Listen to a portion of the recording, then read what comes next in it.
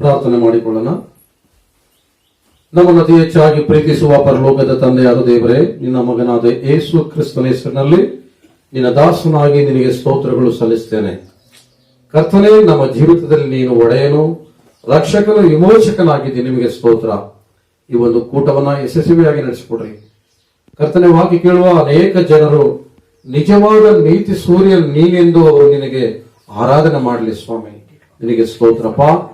ಕರ್ತನೆ, ಕೇಳಿದ ಪ್ರತಿಯೊಬ್ಬರು ಆತ್ಮಗಳು ರಕ್ಷಿಸಲ್ಪಡಲಿ, ಅವರ ಹೃದಯ ಹರ್ಷಾನಂದ ಉಂಟಾಗಲಿ. ನಿಮ್ಮನ್ನು ಮಹಿಮೆ ಪಡಿಸುವ ಮಕ್ಕಳನ್ನಾಗಿ ಪ್ರತಿಯೊಬ್ಬರನ್ನ ಪ್ರೇರಿಸಿಕೊಡ್ರಿ. ಘನ ಮಾನ ಮಹಿಮೆ ನಿಮಗೆ ಸಲ್ಲಿಸ್ತಾರೆ ಯೇಸು ನಾಮದಲ್ಲಿ ತಂದೆ, ಆಮೇನ್. ದೇವರ ನಾಮಕ್ಕೆ ಮಹಿಮೆಯಾಗಲಿ. ಪ್ರಿಯ ದೇವ ಜನರೇ, ಈ ವಿಡಿಯೋನ ವೀಕ್ಷಿಸುವ ಪ್ರತಿಯೊಬ್ಬರನ್ನು ನಾನು ಯೇಸು ನಾಮದಲ್ಲಿ ವಂದಿಸುವನಾಗಿದ್ದೇನೆ. ನಿಜವಾಗಲೂ ದೇವರು ನಮ್ಮ ಮಧ್ಯದಲ್ಲಿದ್ದಾನೆ. ಎಲ್ಲಿ ಇಬ್ಬರು ಮೂವರು ನನ್ನ ಹೆಸರಿನಲ್ಲಿ ಸೇರಿ ಬರ್ತಾರೋ ಅಲ್ಲಿ ನಾನು ಇರ್ತೇನೆಂದು ಯೇಸು ಸ್ವಾಮಿ ವಾಗ್ದಾನ ಮಾಡಿದ್ದಾನೆ. ಹಾಗಾಗಿ ನಮ್ಮ ಮಧ್ಯದಲ್ಲಿ ಯೇಸು ಸ್ವಾಮಿ ಇದ್ದಾನೆ. ನಮ್ಮ ಪ್ರಾರ್ಥನೆ ಕೇಳಿಸಿಕೊಳ್ತಾನೆ. ನಿಜವಾಗಲೂ ನಮ್ಮ ಜೀವಿತದಲ್ಲಿ ಆತನ ದೊಡ್ಡ ಕಾರ್ಯಗಳನ್ನು ಮಾಡಿ ನಡೆಸುವವನಾಗಿದ್ದಾನೆ. ಈ ದಿನದ ಧ್ಯಾನ, ನಾವು ಆಕಾಶದಲ್ಲಿರುವ ಸೈನ್ಯಗಳನ್ನು, ಭೂಮಿ ಮೇಲಿರುವ ಯಾವ ಸೃಷ್ಟಿಯನ್ನ ಆರಾಧಿಸಬಾರದು. ಕರ್ತನಾದ ಪರಮಾತ್ಮನೊಬ್ಬನನ್ನೇ ಯೇಸು ಕ್ರಿಸ್ತನ ನಾಮದಲ್ಲಿ ಆರಾಧಿಸಬೇಕೆಂಬುದಾಗಿ ನಾವು ತಿಳಿದುಕೊಳ್ಳೋಣ. ಪ್ರಿಯ ದೇವಜನರೇ, ಈ ಪರಿಶುದ್ಧವಾದಂತಹ ಸಮಯದಲ್ಲಿ ನಾವು ಒಂದು ವಾಕ್ಯವನ್ನ ಓದಿಕೊಳ್ಳೋಣ. ಧರ್ಮೋಪದೇಶ ಕಾಂಡ ನಮ್ಮ ಸತ್ಯವೇದ ಭಾಗವನ್ನು ತೆಗೆದು ಒಳಗಡೆ ಇಲ್ಲಿ 4ನೇ ಅಧ್ಯಾಯ 19ನೇ ವಾಕ್ಯವನ್ನು ನಾವು ಓದೋಣ. 4ನೇ ಅಧ್ಯಾಯ 19ನೇ ವಾಕ್ಯ.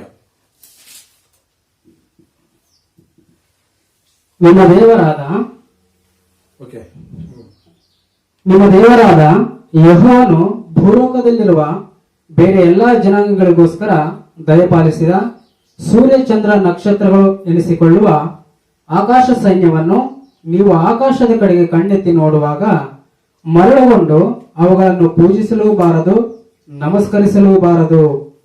ನಿಮ್ಮನ್ನಾದರೂ ಯೆಹೋವನು ತನಗೆ ಸ್ವಕೀಯ ಜನರನ್ನಾಗಿ ಮಾಡಿಕೊಳ್ಳಬೇಕೆಂದು ಸಂಕಲ್ಪಿಸಿ ಕಬ್ಬಿಣವನ್ನು ಕರಗಿಸುವ ಕುಲಿಮೆಯ ಉಪಾಧಿಯಲ್ಲಿದ್ದ ಐಗುಪ್ತ ದೇಶದಿಂದ ತಪ್ಪಿಸಿದನು. ಆಮೆನ್. ಕರ್ತನಿಗೆ ಮಹಿಮೆಯಾಗಲಿ.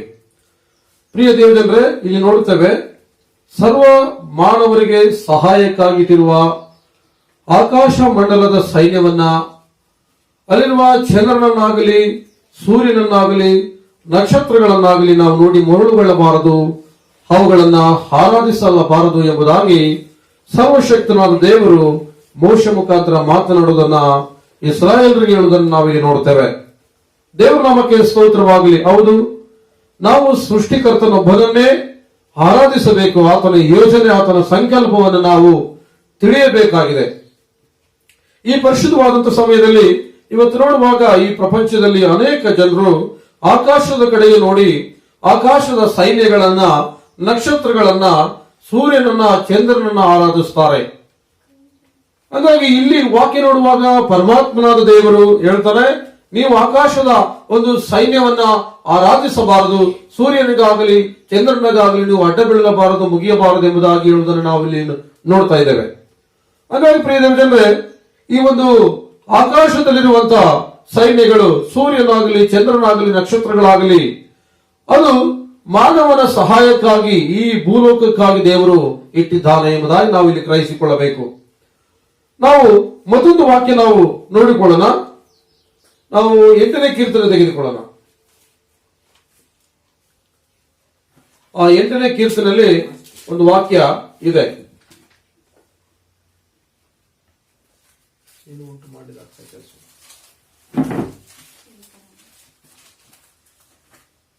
ನಿನ್ನ ಕೈಕೆಲಸವಾಗಿರುವ ಆಕಾಶ ಮಂಡಲವನ್ನು ನೀನು ಉಂಟು ಮಾಡಿದ ಚಂದ್ರ ನಕ್ಷತ್ರಗಳನ್ನು ನಾನು ನೋಡುವಾಗ ಮನುಷ್ಯನು ಎಷ್ಟು ಮಾತ್ರದವನು ಅವನನ್ನು ನೀನು ಯಾಕೆ ನೆನೆಸಬೇಕು? ಮಾನವನು ಎಷ್ಟರವನು ಅವನಲ್ಲಿ ಯಾಕೆ ಲಕ್ಷ್ಯವಿಡಬೇಕು? ಸಾಕು. ಕರ್ತನಿಗೆ ಸ್ತೋತ್ರವಾಗಲಿ. ಇಲ್ಲಿ ದೇವರ ನಾಮಕ್ಕೆ ಮಹಿಮೆ ಆಗಲಿ. ದಾವೀದನು ಈ ರೀತಿಯಾಗಿ ದೇವರನ್ನ ಘನಪಡಿಸ್ತಾ ಇದ್ದಾನೆ. ನಿನ್ನ ಕೈ ಕೆಲಸವಾಗಿರುವ ಆಕಾಶ ಮಂಡಲವನ್ನು ನೀನು ಉಂಟು ಮಾಡಿದ ಚಂದ್ರ ನಕ್ಷತ್ರಗಳನ್ನು ನಾನು ನೋಡುವಾಗ ಮನುಷ್ಯನು ಎಷ್ಟರವನು. ಹಾಗಾದ್ರೆ ಈ ಸೂರ್ಯ ಚಂದ್ರರು ಆಕಾಶ ಮಂಡಲದ ಸೈನ್ಯಗಳು ಯಾವ ಎಂಬುದಾಗಿ ನಾವಿಲ್ಲಿ ನೋಡುವಾಗ ದೇವರ ವಾಕ್ಯದ ಮುಖಾಂತರ ತಿಳಿದುಕೊಳ್ತೇವೆ. ಅವು ದೇವರಿಂದ ಉಂಟಾಗಿರುವ ವಸ್ತುಗಳು ಅಥವಾ ಭೂಲೋಕಕ್ಕೆ ಗಿಡ ಮರಗಳಿಗೆ ಸೃಷ್ಟಿಗೆ ಬಿಸಿಲು ಕೊಡುವುದಕ್ಕಾಗಿ ಬೆಳಕು ಕೊಡುವುದಕ್ಕಾಗಿ ದೇವರು ಇಟ್ಟಿದ್ದಾರೆ ಎಂಬುದಾಗಿ ನಾವು ತಿಳಿದುಕೊಳ್ಳಬೇಕಾಗಿದೆ. ಸೃಷ್ಟಿಗಳಲ್ಲಿ ನಾವು ಆದಿಕಾಂಡ ಓದುವಾಗ ಅಲ್ಲಿ ಕೂಡ ಆದಿಕಾಂಡ ನಾವು ಓದುವಾಗ ಅಲ್ಲಿ ಕೂಡ ದೇವರು ವಾಕ್ಯ ನಮಗೆ ತೋರಿಸ್ತಾ ಇದ್ದಾನೆ. ಹಾಗಾಗಿ ಆದಿಕಾಂಡ 1ನೇ ಅಧ್ಯಾಯದಿಂದ ನಾವು ಓದುವಾಗ ಲೋಕವನ್ನ ಸೃಷ್ಟಿ ಮಾಡುವುದರ ಕುರಿತಾಗಿ ನಾವು ಅಲ್ಲಿ ಕಲಿತಾ ಇದ್ದೇವೆ. ಹಾಗಾಗಿ ಪ್ರಿಯ ದೇವಜನರೇ, 1ನೇ ಅಧ್ಯಾಯ 14-19 ನೋಡ್ತೇವೆ. ಅಲ್ಲಿ ಆಕಾಶ ಮಂಡಲದಂತಹ ಸೈನ್ಯವನ್ನ ಸೃಷ್ಟಿ ಮಾಡುವುದನ್ನು ನಾವು ನೋಡ್ತಾ ಇದ್ದೀವಿ. ಹಾಗಾಗಿ ಇನ್ನು ಅನೇಕ ಕಡೆ ನಾವು ದೇವರ ವಾಕ್ಯ ನೋಡುವಾಗ ಗಮನಿಸ್ರಿ, 2ನೇ ಅರಸರುಗಳು 21ನೇ ಅಧ್ಯಾಯ 3ರಿಂದ 6ನೇ ವಾಕ್ಯದವರೆಗೆ ಓದುವಾಗ ಅಲ್ಲಿ ಕೂಡ ದೇವರಿಗೆ ವಿರುದ್ಧವಾಗಿ ಕೆಲವು ಅರಸರುಗಳು ಆ ಸೃಷ್ಟಿಯನ್ನು ಆರಾಧಿಸುವುದನ್ನು ನಾವಿಲ್ಲಿ ನೋಡ್ತೇವೆ.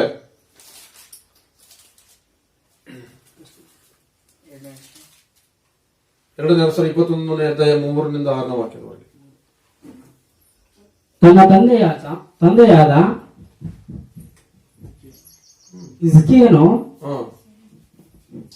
ತಂದೆಯಾದ ಹಿಜ್ಕೀಯನು ತೆಗೆದುಹಾಕಿದ ಪೂಜಾ ಸ್ಥಾನಗಳನ್ನು ತಿರುಗಿ ಸ್ಥಾಪಿಸಿ ಇಸ್ರಾಯೇಲರ ಅರಸನಾದ ಅಹಾಬನಂತೆ ಬಾಳನಿಗೋಸ್ಕರ ಯಜ್ಞ ವೇದಿಗಳನ್ನು ಕಟ್ಟಿಸಿ ಅಶೇರ ವಿಘ್ನ ಸ್ತಂಭವನ್ನು ನಿಲ್ಲಿಸಿ ನಕ್ಷತ್ರ ಮಂಡಲಕ್ಕೆ ಕೈ ಮುಗಿದು ಆರಾಧಿಸಿದನು.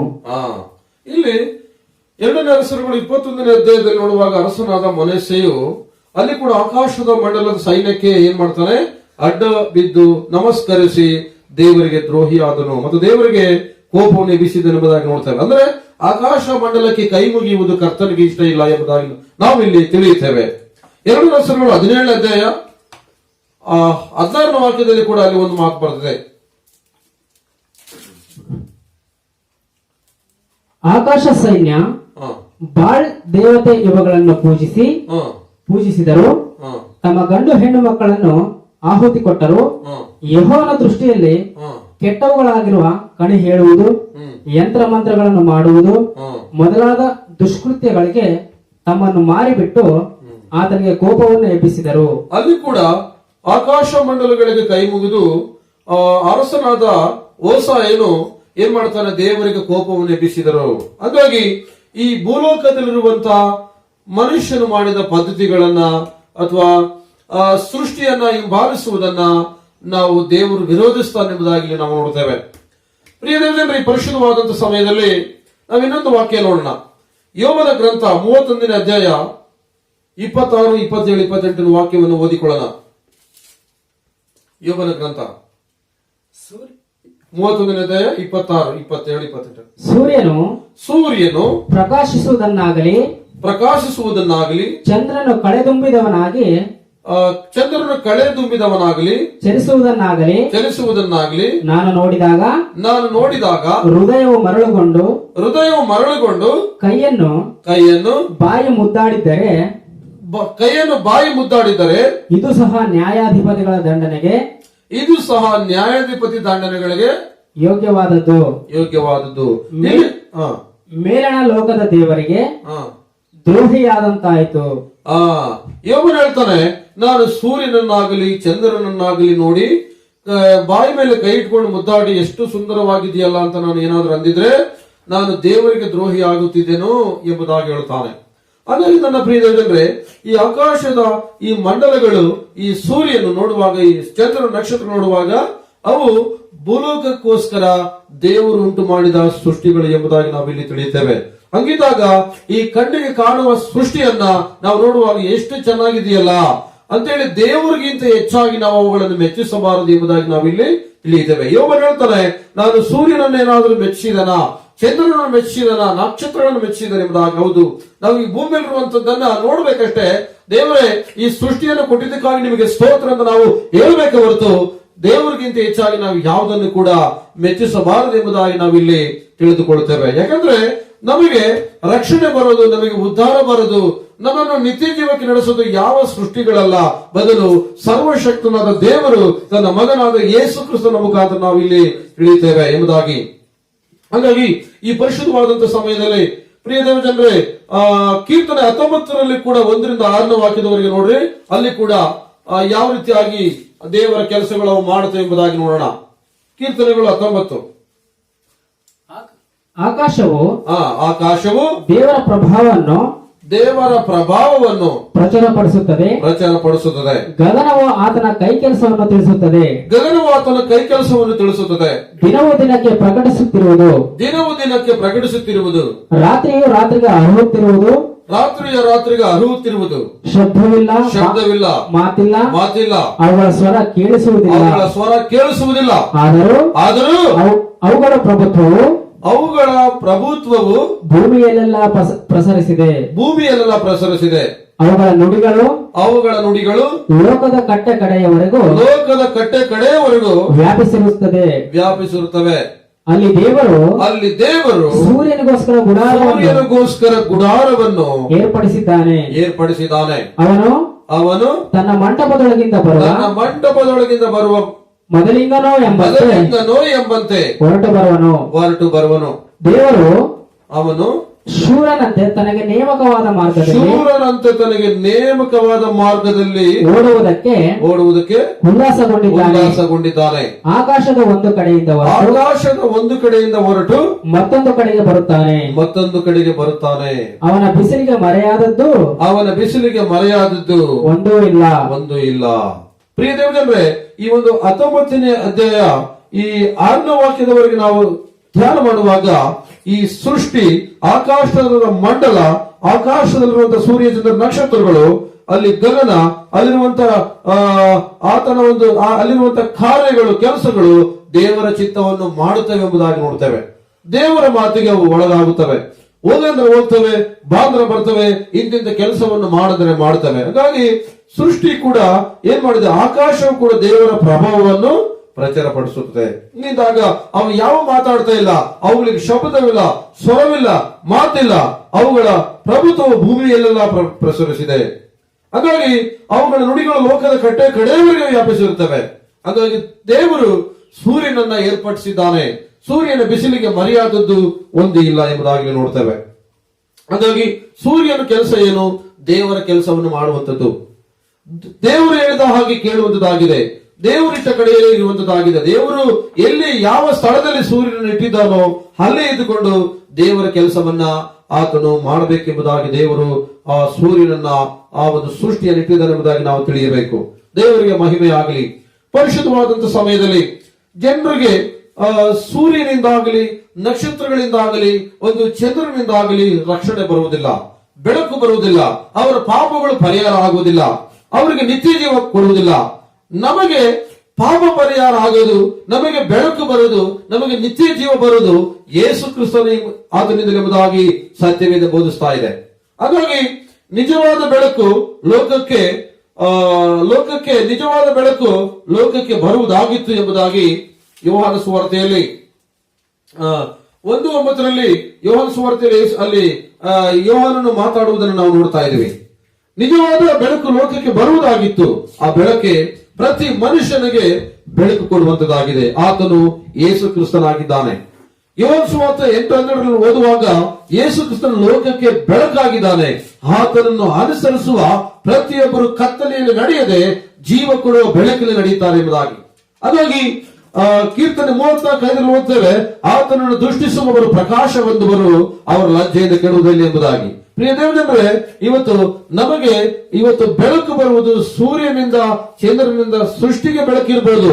ಆದರೆ ಆತ್ಮಿಕ ಬೆಳಕು ನಮ್ಮ ಹೃದಯದಲ್ಲಿ ಇರುವಂತಹ ಕತ್ತಲನ್ನು ಹೋಗಲಾಡಿಸುವುದು, ಹೃದಯದ ಪಾಪಗಳನ್ನು ಹೋಗಲಾಡಿಸುವುದು ಈ ಲೋಕದಲ್ಲಿ ಯಾವುದರಿಂದ ಆಗದಲ್ಲ. ಬದಲು ಯೇಸು ಕ್ರಿಸ್ತನು ಲೋಕಕ್ಕೆ ಬೆಳಕಾಗಿ, ಆತನು ಪರಿಶುದ್ಧನಾಗಿ, ಪಾಪ ಇಲ್ಲದವನಾಗಿ, ಮನುಷ್ಯನಿಗೆ ಪಾಪ ನಿವಾರಣೆ ಮಾಡುವುದಕ್ಕಾಗಿ, ಪಾಪಗಳನ್ನು ಕ್ಷಮಿಸುವವನು ಆತನೊಬ್ಬನೇ ಎಂಬುದಾಗಿ ಮಾರ್ಕು ಸುವಾರ್ತೆ 2ನೇದಲ್ಲಿ ಅಲ್ಲಿ ಯೇಸು ಸ್ವಾಮಿ ಪಾರ್ಶ್ವರೋಗಿ ಕುರಿತಾಗಿ ಇವನ ಪಾಪಗಳು ಕ್ಷಮಿಸಲ್ಪಟ್ಟಿವೆ ಎಂಬುದಾಗಿ ಮಾತಾಡ್ತಾನೆ. ಪಾಪಗಳನ್ನು ಕ್ಷಮಿಸುವುದಕ್ಕೆ ಯೇಸು ಕ್ರಿಸ್ತನು ಶಕ್ತನು. ಯೇಸು ಕ್ರಿಸ್ತನು ಸರ್ವ ಮಾನವರ ರೋಗಗಳನ್ನು ನೀಗಿಸಿ ಜನರಿಗೆ ಆತನು ಬೆಳಕು ಕೊಡುವುದಕ್ಕೆ ಶಕ್ತನು. ಜನರು ಇವತ್ತು ಕತ್ತಲೆಯಲ್ಲಿದ್ದಾರೆ, ಪಾಪದಲ್ಲಿ, ರೋಗದಲ್ಲಿ, ಶಾಪದಲ್ಲಿ, ಕರ್ಮಗಳಲ್ಲಿ ಕತ್ತಲೆಯಲ್ಲಿದ್ದಾರೆ. ಆ ನಿಜವಾದ ಬೆಳಕು ಯೇಸು ಕ್ರಿಸ್ತನಾಗಿ ಈ ಭೂಮಿಗೆ ಬಂದಿದ್ದಾನೆ. ಕತ್ತಲನ್ನು ಹೋಗಲಾಡಿಸುವುದಕ್ಕೆ ಆತನು ಶಕ್ತನಾಗಿದ್ದಾನೆ. ಹಾಗಾಗಿ ಯೇಸು ಸ್ವಾಮಿನ ನಾವು ಆತನ ಹೆಸರಿನಲ್ಲಿ ತಂದೆಯಾದ ದೇವರನ್ನು ಆರಾಧಿಸುವಾಗ ನಿಜವಾದ ಬೆಳಕು ನಾವು ಹೊಂದಿಕೊಳ್ತೇವೆ. ದೇವರ ಮಕ್ಕಳಾಗುವ ಅಧಿಕಾರವನ್ನು ನಾವು ಹೊಂದಿಕೊಳ್ತೇವೆ. ದೇವರನ್ನ ನಾವು ಸರಿಯಾಗಿ ತಿಳಿಯದಿದ್ದರೆ, ನಾವು ದೇವರನ್ನು ಆರಾಧಿಸದಿದ್ದರೆ, ದೇವರ ಸಂಕಲ್ಪನ ಏನೇನ ನಾವು ಅರ್ಥ ಮಾಡಿಕೊಳ್ಳದಿದ್ದರೆ ನಾವು ನಿಜವಾಗಲೂ ದೇವರ ಕೋಪಕ್ಕೆ ಗುರಿಯಾಗುತ್ತೇವೆ. ಪ್ರಿಯ ದೇವರೇ, ನಾವು ಎಚ್ಚರವಾಗಿರೋಣ. ಯೇಸು ಕ್ರಿಸ್ತನು ನೀತಿಯ ಸೂರ್ಯನಾಗಿ ಆತನು ಬಂದಿದ್ದಾನೆ. ಎರಡನೇದಾಗಿ ಆತನು ಪಾಪ ಪರಿಹಾರಕನಾಗಿ ಈ ಭೂಮಿಗೆ ಬಂದಿದ್ದಾನೆ. ಮೂರನೇದಾಗಿ ಯೋಹಾನ ಸುವಾರ್ತೆ 3:16 ಪ್ರಕಾರ ಆತನು ಲೋಕಕ್ಕೆ ನಿತ್ಯ ಜೀವ ಕೊಡುವ ದೇವರಾಗಿ ಆತನು ಬಂದಿದ್ದಾನೆ. ಹಂಗಾಗಿ ಆ ಪಾಪ ಪರಿಹಾರ ಮಾಡುವ ದೇವರಾಗಿರುವ ಯೇಸು ಕ್ರಿಸ್ತನು, ನಮಗೆ ಬೆಳಕಾಗಿರುವ ಯೇಸು ಕ್ರಿಸ್ತನು, ನಿತ್ಯ ಜೀವ ಕೊಡುವ ಆಗಿರುವಂತಹ ಯೇಸು ಕ್ರಿಸ್ತನು, ದುಷ್ಟನ ಕಾರ್ಯಗಳಿಂದ ಬಿಡಿಸಿ ಕಾಪಾಡುವಂತ ಯೇಸು ಸ್ವಾಮಿ ನಮಗೆ ಆತನು ಬೆಳಕಾಗಿ ನಮ್ಮ ರಕ್ಷಕನಾಗಿ ಈ ಭೂಮಿಗೆ ಬಂದಿದ್ದಾನೆ. ಆತನೇ ನಮ್ಮೆಲ್ಲ ಪಾಪಗಳಿಗೋಸ್ಕರ ಕಲ್ವಾರಿ ಶಿಲುಬೆಯ ಮೇಲೆ ಆತನು ಪರಿಶುದ್ಧ ಕನ್ಯೆ ಗರ್ಭದಲ್ಲಿ ಜನಿಸಿ ರಕ್ತ ಸುರಿಸಿ ಸತ್ತು ಸಮಾಧಿಯಿಂದ ಎದ್ದು ಬಂದಿದ್ದಾನೆ. ಆತನೇ ನಮಗೆ ನಿಜವಾದ ಬೆಳಕು. ದೇವರು ತಾನು ನಿಮ್ಮನ್ನು ಆಶೀರ್ವದಿಸಲಿ ಈ ವಾಕ್ಯಗಳ ಮುಖಾಂತರ. ಆಮೆನ್.